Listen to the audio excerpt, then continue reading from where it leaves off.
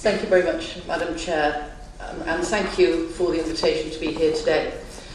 I'm glad to be able to be with you for this seminar, even if only for a very short part of it, because it is something which I believe Europe really has to take seriously. And as the President of the Gender Equality Network for Liberals and Liberal Democrats in Europe, ELWIN, we believe that the child should be the first consideration in any dispute over custody or access. However, that consideration has to be as a child of two parents. After all, it takes two people to make one child. And two parents have a right to be able to expect that their views will be equally considered, not just one of the parents. And the child, when born, has a right to know both cultures, not one. And also both languages, not just one. And I don't believe that as a network of those concerned with gender equality, we are alone in those feelings. The Convention on the Elimination of All Forms of Discrimination Against Women states in Article 9 that state parties, that is to say member states, national states, shall grant women equal rights with men with respect to the nationality of their children. A convention, of course, signed by many European member states, including Germany. Article 16 of the same convention says, and I'm afraid this is a little long, but I think it's worth actually mentioning at this point, that women have the same rights and responsibilities with regard to guardianship, wardship, trusteeship and adoption of children, or similar institutions where these concepts exist in national legislation. And in all cases, the interests of the child shall be paramount. Again, signed by most EU member states, including Germany. We believe that governments which sign such conventions and treaties which develop from those conventions should expect that all parts of their governance structure, national, local and regional, will fulfil what has been agreed at national level. If no action is taken, we believe the situation will get considerably worse in a very short time, which is why we state what we have in relation to the conventions. Let me just give you an example from my own country, the United Kingdom.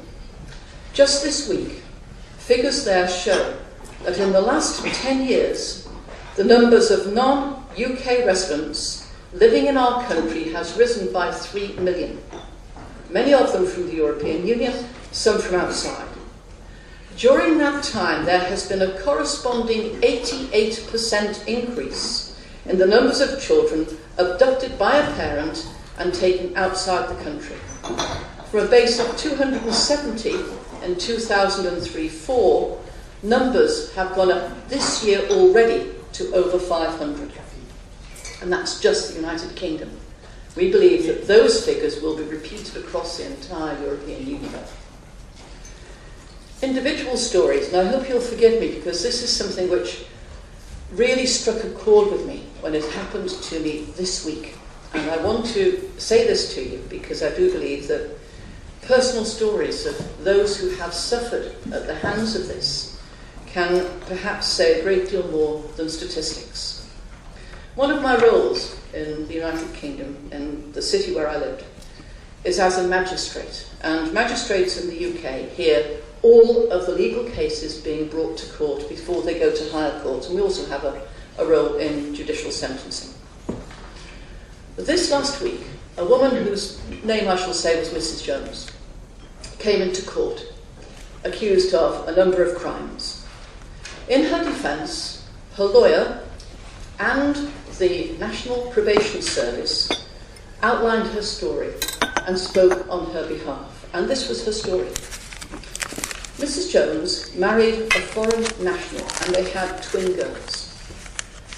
For a number of years the marriage was fine, and then some 6 years ago the marriage broke down. and ended in divorce. And Mrs. Jones was awarded custody of the children. Their father was given access rights. On one visit, 6 years ago, he took the children and left the country. She hasn't seen them since. She hasn't heard of them since. Her estranged husband, in dealing with his own authorities, said that she had mental health problems. She had, of course, suffered excessive depression, having lost her 2 children. Knowing that the girls would have been 18 this year, a neighbour thought she would do something to help their mother get over this problem, and went on the internet and looked up, as she could, the girls, and eventually found them on Facebook. She printed off their picture. Unfortunately, they no longer speak English. That's not their first tongue. But she gave it to Mrs. Jones. Mrs. Jones didn't recognise her own children. She hadn't seen them for so long. They were young women of 18. They were grown up. They looked beautiful. But she had no means of communicating with them because the courts in that country had told her that she couldn't have access and the children had to speak a particular language. Over the next 3 days, she simply fell apart. She attempted suicide twice, drank very heavily, ended up having to be called into hospital and taken to hospital, hit a paramedic, and was abusive to the police, whom she telephoned over and over and over again because they, of course, had failed to get her children back. Now, you might well ask the question, which of us wouldn't have behaved in the same way in her circumstances? And unfortunately, there is no happy ending to this, as there isn't to many of these stories, because we need to change the way things are to begin to have happy endings. But if we can change the legal frameworks, if we can make countries understand, and one in particular that we're discussing today, understand the impact of their regulations, the way they're interpreted in particular, and the effect they have on people, then perhaps we can begin to create some happy endings. Until we do, children will be metamorphosized from what they should be to what another member state, another country wants them to be.